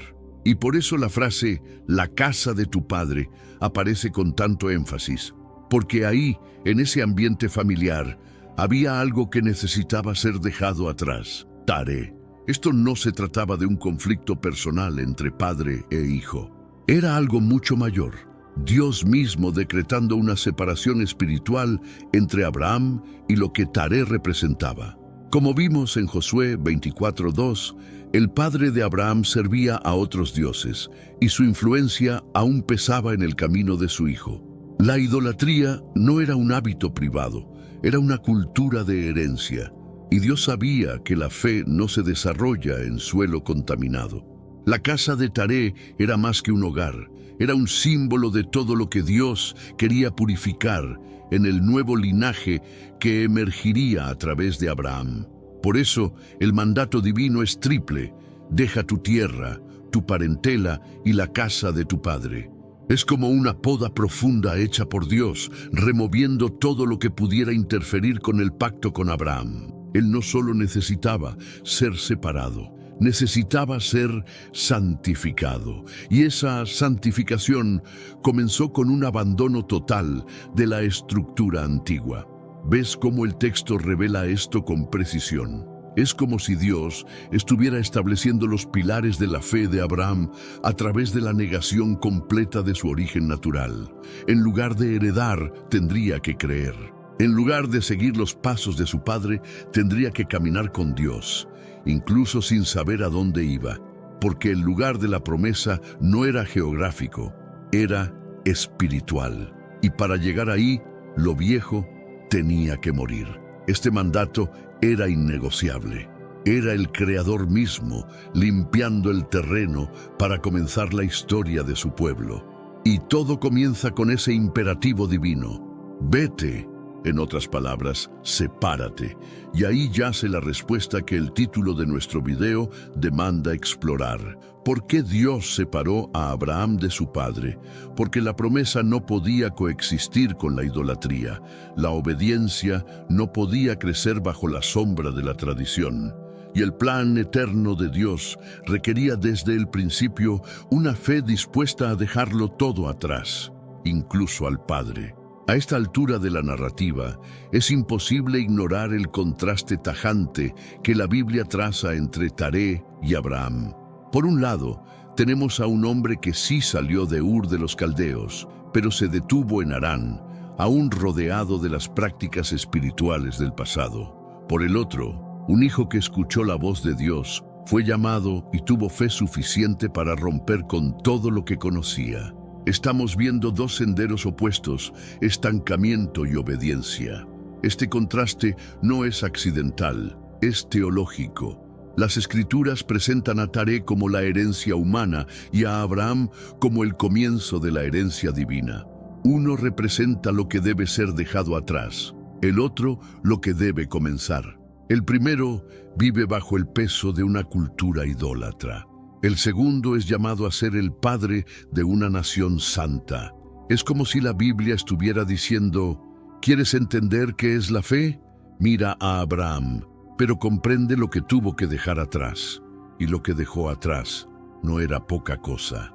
Dejó su tierra, sí, pero también su cultura, sus costumbres, su seguridad y, lo más importante, la influencia de Taré. Porque por más que Taré hubiera iniciado el viaje, su vida estuvo marcada por la idolatría bíblica y una incapacidad espiritual para obedecer hasta el final. Dios no solo llamó a Abraham a una nueva tierra, lo llamó a un nuevo nivel de obediencia donde la influencia del Padre ya no pudiera dictar sus pasos. Nota que el llamado de Dios no era solo ir, sino salir. ¿Salir de dónde? De la sombra de Taré, de una mentalidad que comienza pero no termina, de una religiosidad que adora pero no al Dios verdadero, de un linaje que necesitaba ser reiniciado por la fe. Y este es el tipo de separación que no se hace con los pies, sino con el corazón. Hay lugares en la Biblia que son más que simples puntos en un mapa, son símbolos espirituales. Harán es uno de esos lugares. En Génesis 11:31 vemos que Taré salió de Ur de los Caldeos con la intención de ir a Canaán, pero se detuvo en Harán. Y es precisamente ahí donde el viaje se enfría, la promesa se duerme y el progreso espiritual se interrumpe. Harán es la tierra de las buenas intenciones que nunca se convierten en obediencia plena. Harán representa el punto medio, el casi, el está bien así. Taré sí salió del ambiente pagano de Ur, pero cuando llegó a Harán encontró un lugar cómodo, culturalmente similar a lo que había dejado atrás. Un lugar donde no tendría que enfrentar las incertidumbres de la fe, pero donde tampoco podría vivir las promesas de Dios. Y ahí se detuvo, ahí murió. Ahora piensa conmigo, lo que Harán fue para Taré, también pudo haber sido para Abraham. Y eso es exactamente por qué Dios interviene. Porque Harán no era Canaán. Harán era una distracción, una zona de confort. Y si Abraham hubiera permanecido ahí, la promesa de Dios nunca se habría cumplido. Harán, en la narrativa bíblica, simboliza lo que aún debe ser dejado atrás, incluso después de que Ur se haya ido. La separación entre Abraham y Taré se vuelve aún más clara aquí. Taré no murió en Ur, murió en Harán, y esto revela algo teológicamente profundo. Incluso después de salir del mundo, aún corremos el riesgo de detenernos antes de alcanzar el propósito. Dios necesitaba que Abraham fuera más allá, que no heredara el patrón de su padre, que no repitiera el error de detenerse donde su padre se detuvo. Fascinante, ¿verdad? Porque ahora vemos que Harán se convierte en la frontera entre lo viejo y lo nuevo, un punto decisivo, un lugar donde Dios espera la próxima elección. Y es precisamente aquí que la Biblia comienza a cambiar su enfoque. Taré desaparece del texto, y Abraham, finalmente libre de la sombra de su padre, está listo para escuchar el ve definitivo de Dios. La narrativa llega a un momento de silencio. Génesis 11:32 lo registra simplemente. Y fueron los días de Taré 205 años, y murió Taré en Harán. Pero este versículo aparentemente discreto carga una de las transiciones más significativas de toda la teología del Génesis. La muerte de Taré no es solo el final de una vida, es el final de una era. Con ella se abre el camino para el cumplimiento del plan de Dios en la vida de Abraham. Inmediatamente, en el siguiente versículo, Génesis 12:1, Dios habla directamente a Abraham. No más interferencias, no más influencias persistentes. Ahora es solo Dios y el hombre que Él eligió. La promesa de Dios, que había estado esperando en silencio, ahora encuentra espacio para florecer. Y no es casualidad, porque la separación de Abraham y Taré no estaba completa hasta que la figura paterna, con todo lo que representaba, fuera removida del viaje. Aquí es donde la fe de Abraham verdaderamente comienza, no cuando salió con su padre, sino cuando decidió continuar sin él. Taré, quien inició el viaje, no vio la promesa. Abraham, quien obedeció el llamado, vio la tierra y recibió el pacto. La muerte de Taré, en este contexto, representa el corte final del pasado, de la idolatría, de los caminos incompletos, del peso de una herencia espiritual que Dios no quería perpetuar. Y esto nos muestra claramente por qué Dios separó a Abraham de su padre. La promesa requería pureza, la obediencia requería valor, y la fe requería caminar solo con Dios. Cuando Taré muere, no es solo el padre quien parte, es el último eslabón con el sistema antiguo el que se rompe. Y entonces Dios habla. La tierra prometida yace ante Abraham. Lo que fue dejado atrás ahora tiene sentido. Y la historia olvidada de Taré termina exactamente donde comienza la historia eterna de la fe. Pero la historia no termina aquí. Hay dimensiones más profundas que necesitas descubrir sobre esta separación divina. Porque cuando Dios apartó a Abraham de su padre, no solo lo estaba liberando de la idolatría presente, lo estaba protegiendo de un legado espiritual que podría haber destruido el futuro de toda la humanidad. ¿Sabías que la familia de Taré no era una familia cualquiera en Ur de los Caldeos? Eran parte de la élite religiosa, conectados directamente con los sistemas de adoración más poderosos de la época. En los textos arqueológicos descubiertos en Mesopotamia, encontramos evidencia de que la familia de Taré tenía vínculos con los templos Sigurat, esas torres escalonadas que servían como centros de adoración astronómica.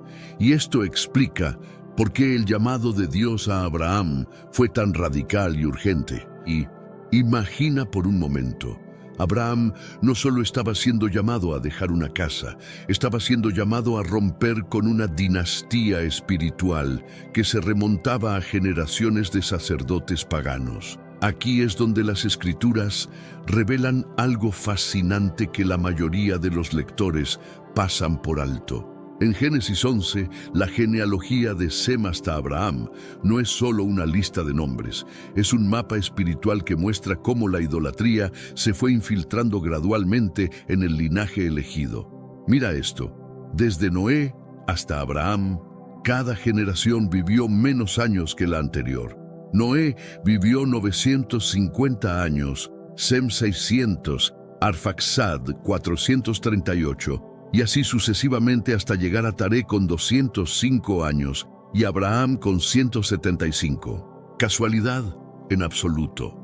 Es la evidencia bíblica de cómo el alejamiento de Dios acorta la vida y cómo la idolatría corrompe incluso el ADN espiritual de una familia.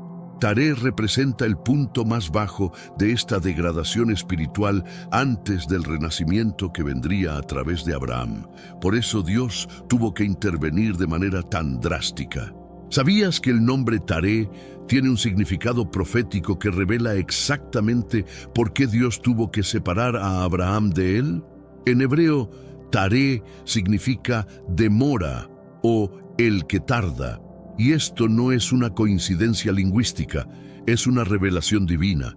Taré literalmente encarna el obstáculo que retrasaba el cumplimiento de la promesa de Dios. Cada día que Abraham permanecía bajo la influencia de su padre era un día más que la redención de la humanidad se retrasaba. Cada momento en Harán era tiempo perdido del plan eterno de Dios. Y aquí vemos la urgencia divina. No se trataba solo de la salvación de Abraham, se trataba de la salvación del mundo entero que dependía de que ese hombre obedeciera completamente. Ahora viene una revelación que cambiará tu perspectiva sobre toda esta historia. Ur de los Caldeos no era solo una ciudad idólatra cualquiera, era el centro neurálgico de la rebelión que comenzó en Babel. Cuando Dios confundió las lenguas en Babel, los pueblos se dispersaron, pero la esencia de esa rebelión se concentró en ciertos lugares.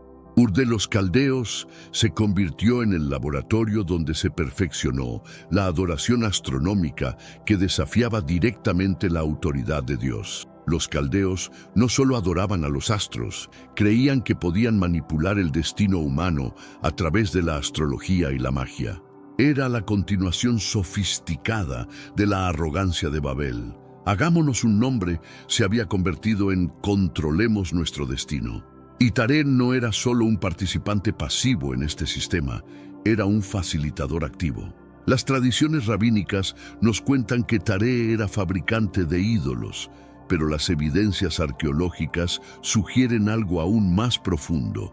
Era un intérprete de los astros, un consejero espiritual que ayudaba a las personas a conectar con los poderes cósmicos. ¿Puedes ver ahora por qué la separación de Abraham no podía ser gradual? Era una operación de rescate cósmico. Las tradiciones judías preservan detalles fascinantes sobre el conflicto entre Abraham y Taré, que las escrituras solo insinúan. Según el Midrash, Abraham comenzó a cuestionar los ídolos de su padre desde muy joven, llegando incluso a destruir los ídolos de la tienda familiar. Pero aquí está el detalle crucial. Cuando Abraham confrontó a su padre sobre la falsedad de los ídolos, Taré no solo se negó a escuchar, lo denunció ante el rey Nimrod. Sí, leíste bien, el mismo Nimrod que construyó la Torre de Babel. El mismo que representaba la rebelión organizada contra Dios. Y fue el propio padre de Abraham quien lo entregó a este tirano. Esto añade una dimensión completamente nueva a la separación divina. No se trataba solo de diferencias religiosas. Se trataba de una traición familiar que puso en peligro la vida del futuro padre de la fe. Según las tradiciones históricas, cuando Taré entregó a Abraham a Nimrod, este último decidió ponerlo a prueba.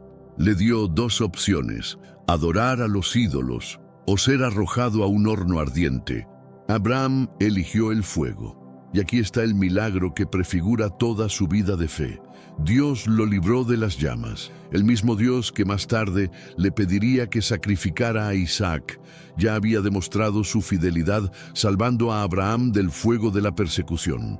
Esta experiencia no solo consolidó la fe de Abraham, también demostró públicamente que el Dios de Abraham era más poderoso que todos los dioses de Mesopotamia juntos. Pero lo más impactante es esto.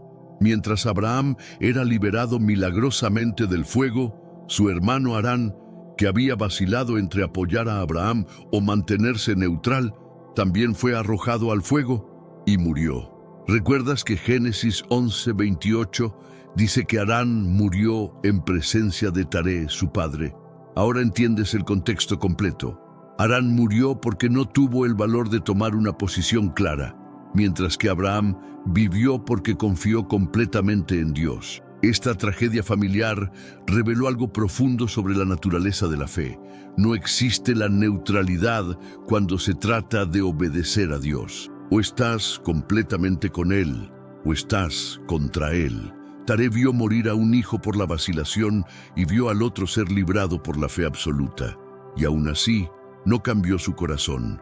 Esto nos muestra que la separación de Abraham no fue una decisión precipitada de Dios, fue el resultado de años de oportunidades desperdiciadas por parte de Taré. Cuando finalmente Taré decidió salir de Ur con Abraham, no lo hizo por revelación divina, lo hizo por presión social. Después del milagro del fuego, era imposible seguir viviendo en Ur.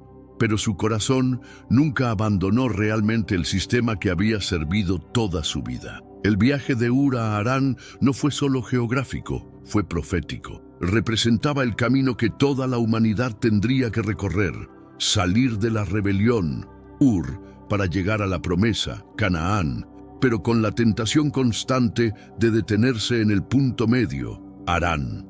Taré eligió el punto medio. Abraham eligió la promesa completa. Aquí descubrimos una diferencia crucial que explica por qué Dios separó a Abraham de su padre. Taré salió de Ur por circunstancias externas. Abraham fue enviado por revelación divina. Cuando sales por circunstancias, puedes detenerte cuando las circunstancias mejoran. Cuando eres enviado por Dios, no puedes detenerte hasta completar la misión. Taré se detuvo en Harán porque encontró un lugar cómodo donde podía mantener sus conexiones espirituales con el pasado sin enfrentar la persecución del presente. Abraham continuó hacia Canaán porque tenía una cita divina que cumplir. Pero la historia tiene otro giro fascinante. Aunque Abraham se separó de su padre, llevó consigo a su sobrino Lot. Y aquí vemos que la influencia de Taré no desapareció completamente, simplemente cambió de generación. Lot había crecido bajo la influencia de Taré y había absorbido la mentalidad de buscar siempre el beneficio material sobre la bendición espiritual. Cuando llegó el momento de separarse de Abraham, ¿qué hizo? Eligió Sodoma por su prosperidad material, exactamente como Taré había elegido Harán por su comodidad. Esto nos enseña que la separación de las influencias familiares negativas no es un evento único. Es un proceso continuo que requiere vigilancia constante. Cuando Abraham finalmente obedeció completamente el llamado de Dios, no solo dejó atrás a su padre físicamente, dejó atrás toda una cosmovisión, toda una manera de relacionarse con lo divino. En Ur, la religión era transaccional. Si hago esto, los dioses me darán aquello.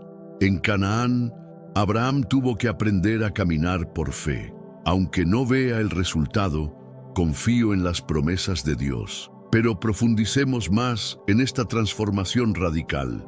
En Ur de los Caldeos, Abraham había crecido rodeado de sigurats imponentes, templos escalonados que se alzaban hacia el cielo como montañas artificiales. Cada uno de estos templos representaba una deidad específica. Nana, el dios luna; Enlil, el dios del viento; Marduk, el dios supremo de Babilonia. La mentalidad mesopotámica era profundamente materialista. Los dioses necesitaban ser alimentados diariamente con sacrificios, necesitaban ser vestidos, necesitaban ser entretenidos. Era un sistema religioso basado en el temor y la manipulación. Si no cumplías con los rituales exactos, los dioses te castigarían con enfermedades, sequías o invasiones enemigas.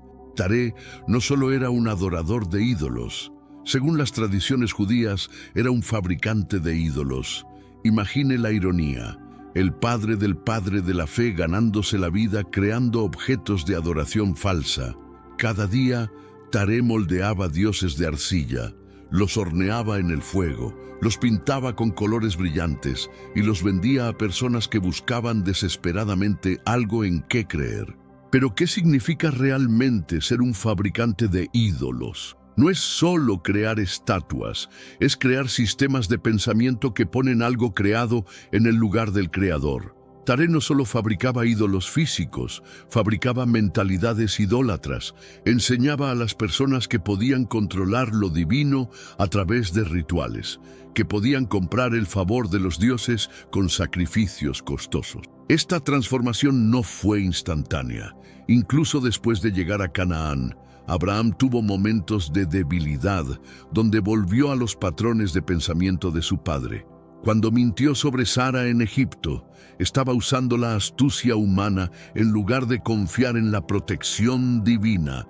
Analicemos más profundamente estos momentos de retroceso. La primera vez que Abraham mintió sobre Sara fue en Egipto. Génesis 12, 10, 20. Había una hambruna en Canaán, y en lugar de esperar en Dios, Abraham tomó el asunto en sus propias manos y descendió a Egipto. Aquí vemos el primer indicio de que la influencia de Taré aún estaba presente en su mente. Tenemos un recurso espiritual para ti, Caminos de la Revelación, un libro para comprender las profecías y fortalecer tu fe. Lo encuentras en el primer comentario. Léelo, compártelo y prepárate espiritualmente para lo que está por venir. No esperes a que otro desastre te obligue a mirar hacia arriba. Hoy es el día aceptable. Hoy es el tiempo de actuar con fe. Fortalécete en la palabra, profundiza en la oración y rodea tu vida de personas que también estén buscando a Dios de todo corazón. ¿Por qué mintió Abraham? Porque en ese momento revirtió a la mentalidad de Ur. Debo usar mi astucia para sobrevivir. Debo manipular las circunstancias para obtener lo que necesito. Esto era exactamente lo que Taré le había enseñado durante décadas en Mesopotamia. Pero hay algo aún más profundo aquí. La segunda vez que Abraham mintió sobre Sara fue en Gerar con Abimelech, Génesis 20:1-18. Esto sucedió muchos años después, cuando Abraham ya había recibido múltiples confirmaciones de las promesas de Dios. ¿Por qué un hombre de fe tan maduro cometería el mismo error 2 veces? La respuesta está en Génesis 20:13, donde Abraham le dice a Abimelech: «Y aconteció que cuando Dios me hizo salir errante de la casa de mi padre, yo le dije: esta es la merced que tú me harás. En todos los lugares a donde lleguemos, di de mí, mi hermano es». Increíble. Abraham revela que había hecho este plan desde el momento en que salió de Harán. Durante décadas había estado cargando con esta estrategia de supervivencia basada en el engaño. Esto nos enseña que la separación de las influencias paternas negativas no es un evento único. Es un proceso que puede tomar décadas completar. Desde una perspectiva moderna, podemos entender mejor este proceso. Los neurocientíficos han descubierto que los patrones de pensamiento aprendidos en la infancia crean autopistas neurales en el cerebro. Estos patrones se vuelven tan automáticos que funcionan por debajo del nivel de la conciencia. Cuando Abraham salió de Harán, llevaba consigo décadas de programación mental. Había aprendido que el mundo era un lugar peligroso donde los dioses eran caprichosos y donde la supervivencia dependía de la astucia y la manipulación. Cambiar estos patrones profundamente arraigados requería más que una decisión única. Requería un proceso continuo de renovación mental. Esto explica por qué Abraham tuvo que pasar por múltiples pruebas. Cada prueba no era solo para demostrar su fe, era para reprogramar su sistema nervioso, para crear nuevas autopistas neurales basadas en la confianza en Dios en lugar del temor y la manipulación.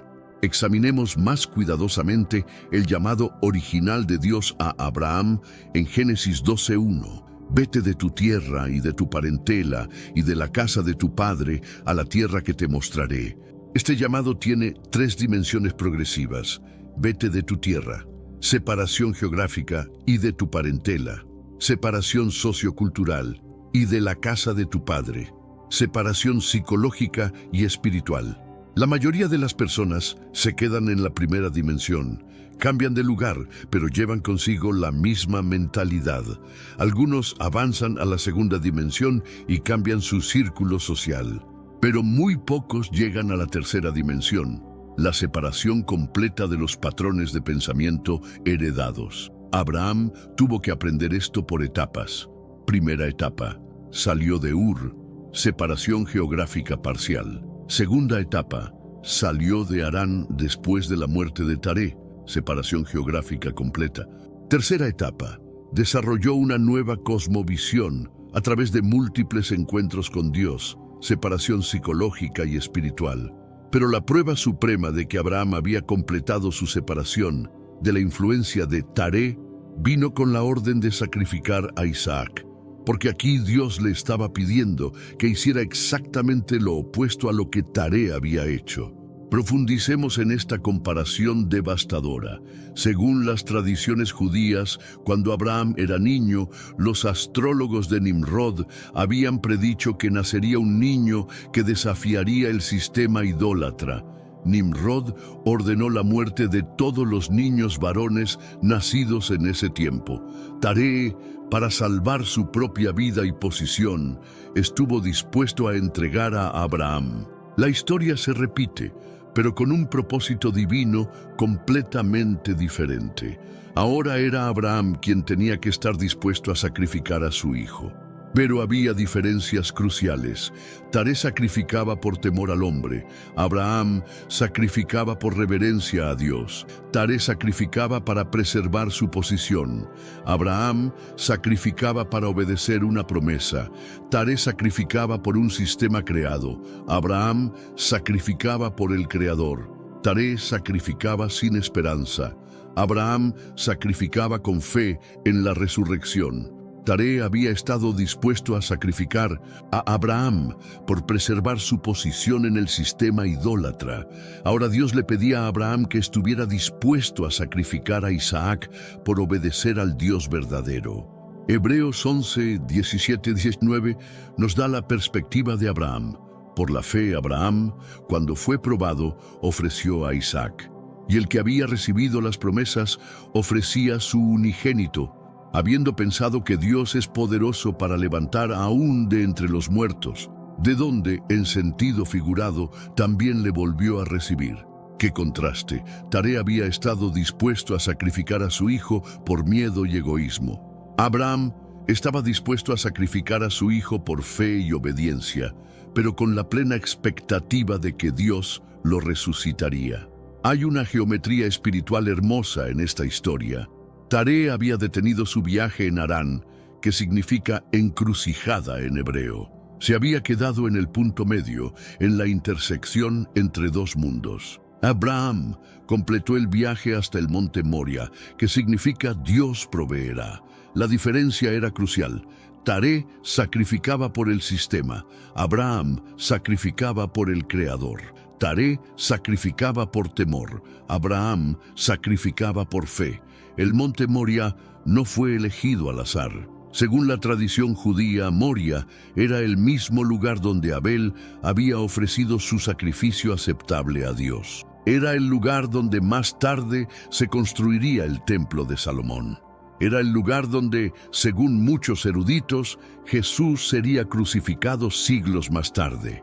Abraham no solo estaba siendo probado, estaba participando en un drama cósmico que se había estado desarrollando desde el principio de los tiempos. Cada generación tiene que decidir si será como Caín, ofreciendo sacrificios egoístas, o como Abel, ofreciendo sacrificios aceptables. Cuando Abraham levantó el cuchillo sobre Isaac, no solo estaba demostrando su obediencia a Dios, estaba cortando para siempre el último hilo que lo conectaba con la mentalidad de su padre.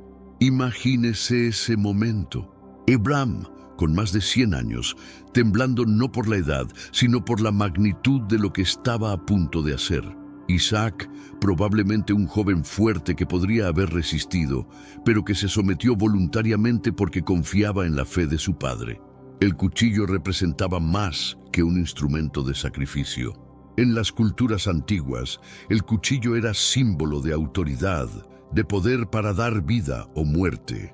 Cuando Abraham levantó el cuchillo, estaba declarando que reconocía la autoridad absoluta de Dios sobre la vida y la muerte. Pero cuando el ángel detuvo su mano, algo profundo cambió en el universo espiritual. Abraham había demostrado que estaba dispuesto a sacrificar lo más preciado por obedecer a Dios. En ese momento se rompió la maldición generacional que había comenzado con Taré. La separación de Abraham y Taré no fue solo un evento histórico, fue un patrón profético que se repite en cada generación. Cada vez que alguien decide seguir a Dios completamente, debe estar dispuesto a ser separado de las influencias que le impiden obedecer plenamente. Este patrón se manifiesta de diferentes maneras en cada generación. En la generación de Moisés, tuvo que separarse de la mentalidad esclavista de Egipto. No fue suficiente salir físicamente de Egipto. Tuvieron que sacar a Egipto de sus corazones. Por eso, vagaron 40 años en el desierto, para que muriera la generación que tenía mentalidad de esclavos. En la generación de David, tuvo que separarse de la mentalidad de Saúl. Saúl representaba el reino del hombre, impresionante por fuera, pero inseguro por dentro. David representaba el reino de Dios, aparentemente débil por fuera, pero poderoso por dentro. En la generación de los discípulos tuvieron que separarse de la mentalidad religiosa de los fariseos. Los fariseos habían convertido la religión en un sistema de reglas externas. Jesús les enseñó que el reino de Dios era una transformación interna. En nuestra generación tenemos que separarnos de la mentalidad del materialismo y el humanismo secular. Estas filosofías nos enseñan que el éxito se mide por lo que acumulamos, que la verdad es relativa, que el hombre es la medida de todas las cosas. Jesús mismo habló de esto cuando dijo: «El que ama a padre o madre más que a mí, no es digno de mí». No estaba promoviendo la falta de respeto familiar. Estaba estableciendo el principio de que el reino de Dios requiere una lealtad absoluta que trasciende incluso los lazos familiares. Expandamos esta enseñanza radical de Jesús. En Mateo 10, 34-37, Jesús dice: «No penséis que he venido para traer paz a la tierra. No he venido para traer paz, sino espada. Porque he venido para poner en disensión al hombre contra su padre, a la hija contra su madre, y a la nuera contra su suegra, y los enemigos del hombre serán los de su casa. El que ama a padre o madre más que a mí, no es digno de mí. El que ama a hijo o hija más que a mí, no es digno de mí». Esta no es una enseñanza antifamilia. Jesús estaba explicando que el Evangelio es tan radical, tan transformador, que inevitablemente creará división entre aquellos que lo aceptan completamente y aquellos que se resisten a él. La espada que Jesús menciona es la espada de la separación. Así como Abraham tuvo que separarse de Taré, cada discípulo genuino de Jesús tendrá que separarse de cualquier influencia que le impida obedecer completamente al Señor. Pero aquí está la belleza del plan de Dios. Cuando Abraham se separó completamente de su padre, no perdió una familia, ganó una nación. No perdió una herencia, ganó una promesa eterna. Esta es una de las paradojas más hermosas del reino de Dios. Jesús lo expresó así en Marcos 10, 29-30. Respondió Jesús y dijo: «De cierto os digo que no hay ninguno que haya dejado casa, o hermanos, o hermanas, o padre, o madre, o mujer, o hijos, o tierras, por causa de mí y del Evangelio, que no reciba 100 veces más ahora en este tiempo. Casas, hermanos, hermanas, madres, hijos y tierras con persecuciones, y en el siglo venidero la vida eterna». Abraham experimentó esta multiplicación literal. Cuando salió de Ur, era solo un hombre con su esposa estéril.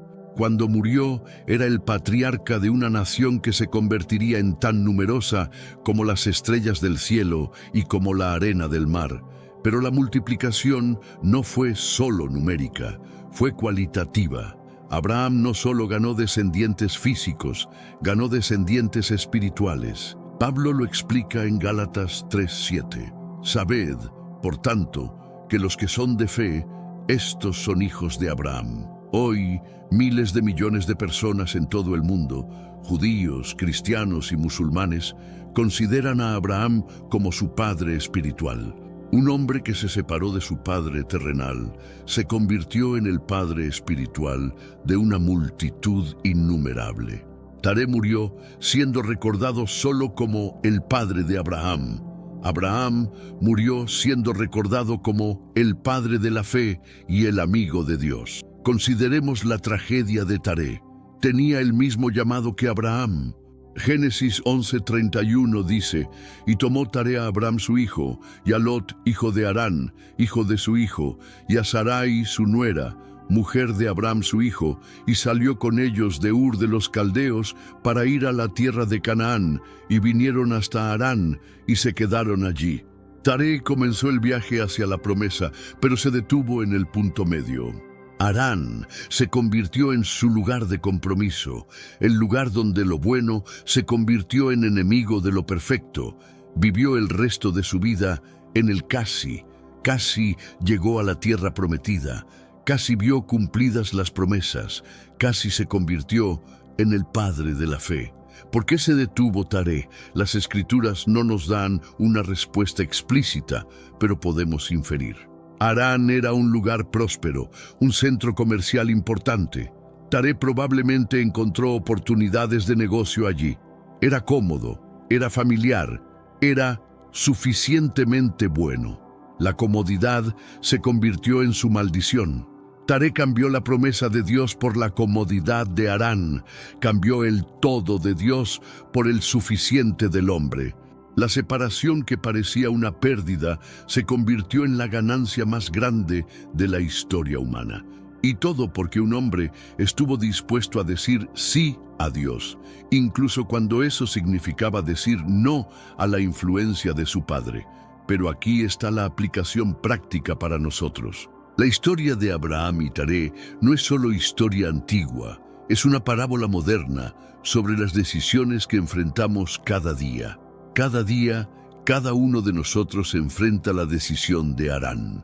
¿Nos quedaremos en el punto medio de la comodidad y el compromiso o continuaremos hacia la promesa completa de Dios? La influencia de Taré en nuestras vidas puede tomar muchas formas, mentalidades limitantes que heredamos de nuestras familias, patrones de pensamiento que aprendimos en nuestra cultura, miedos que desarrollamos por experiencias pasadas, sistemas de creencias que nos impiden confiar completamente en Dios.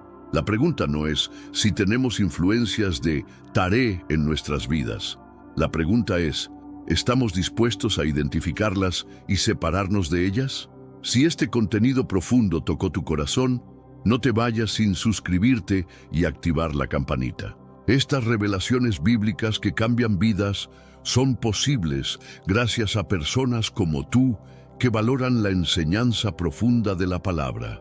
Hazte miembro del canal para acceder a contenido exclusivo o simplemente comparte este video para que más personas descubran estas verdades transformadoras que han estado ocultas en las Escrituras. Y recuerda, la historia de Abraham y Taré no es solo historia antigua, es un espejo que refleja las decisiones que tú y yo tenemos que tomar cada día. ¿Serás como Taré, que comenzó el viaje pero se detuvo en el punto medio? ¿O serás como Abraham, que obedeció completamente sin importar el costo? La elección es tuya, pero no es una elección que haces una sola vez. Es una elección que haces cada día, cada hora, cada momento. Cada vez que sientes la tensión entre la comodidad de lo familiar y el llamado de Dios hacia lo desconocido, estás parado en la encrucijada de Harán. ¿Qué harás con la influencia de Taré en tu vida? ¿La honrarás por encima de la voz de Dios? ¿O tendrás el valor de Abraham para separarte completamente sin importar el costo? La elección es tuya, pero recuerda, Dios tiene una promesa esperando por aquellos que están dispuestos a separarse completamente de todo lo que les impide obedecer plenamente. Nos vemos en el próximo video, donde continuaremos explorando los secretos ocultos de la palabra de Dios. ¿Alguna vez te has sentido como si hubiera dos versiones de ti mismo luchando en tu interior? Una que parece conectada con algo divino y eterno, y otra que se siente pesada, limitada, terrenal. Pues resulta que esta sensación podría tener una explicación mucho más profunda de lo que imaginas. Existe un secreto enterrado en las páginas iniciales de la Biblia que ha permanecido oculto durante milenios. Un enigma que podría cambiar completamente tu comprensión sobre quién eres realmente y de dónde vienes. La mayoría de las personas leen el Génesis creyendo que conocen la historia. Dios crea el mundo, forma a Adán del polvo, luego a Eva de su costilla, y ahí comienza toda la humanidad. Caso cerrado, ¿verdad? Pero ¿y si te dijera que hay evidencia convincente de que esto no es toda la verdad? ¿Y si existieran no una, sino dos creaciones humanas completamente diferentes descritas en el Génesis? Estoy hablando de algo que va mucho más allá de diferencias literarias o estilos de escritura. Me refiero a la posibilidad real de que existieran dos tipos fundamentalmente distintos de seres humanos desde el principio mismo. Piénsalo, si realmente somos todos descendientes de una sola pareja, ¿por qué Caín tenía tanto miedo de encontrarse con otros después de matar a Abel? ¿Quiénes eran esos otros si supuestamente solo existían 4 personas en todo el planeta? Si esto te resulta inquietante o fascinante, quédate conmigo, porque lo que vamos a descubrir juntos podría explicar no solo los misterios del texto bíblico, sino también esa extraña dualidad que sientes dentro de ti mismo. Prepárate para un viaje que desafiará todo lo que creías saber sobre el origen de la humanidad. Imagínate por un momento que eres testigo del momento más extraordinario de la creación. No hay martillos cósmicos, no hay herramientas divinas, solo el poder puro de la palabra hablada transformando el vacío en realidad. Sea la luz. Y la luz fue. Este es el Dios que encontramos en el primer capítulo del Génesis, Elohim, un ser de poder tan inmenso que literalmente habla mundos enteros a la existencia. Cuando llega el 6º día, este mismo Elohim declara algo extraordinario. Hagamos al hombre a nuestra imagen. Nota algo crucial aquí. No dice haré, dice hagamos, plural, colectivo. Y luego leemos, y creó Dios al hombre a su imagen. Varón y hembra los creó. ¿Captaste eso?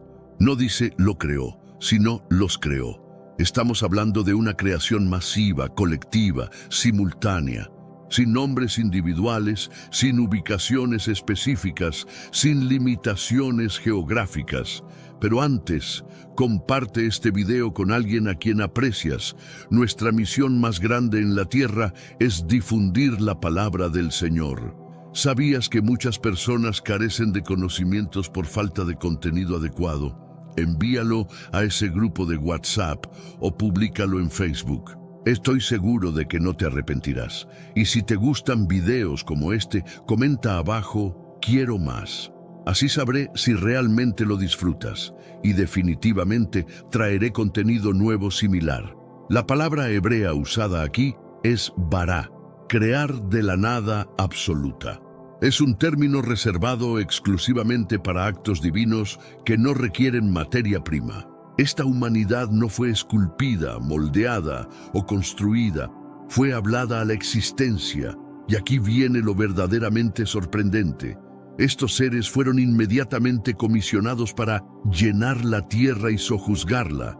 No se les dio un jardín específico para cuidar, se les dio todo el planeta. ¿Dónde están estos seres ahora?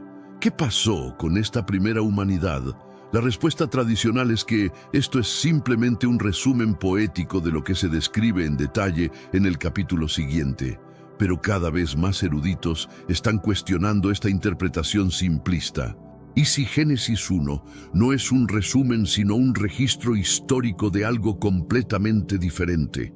¿Y si describe la creación de seres espirituales, hechos a imagen de Elohim, destinados a gobernar desde una perspectiva cósmica y eterna? Piensa en las personas que has conocido que parecen tener una conexión especial con lo divino. Esos individuos que irradian una paz inexplicable,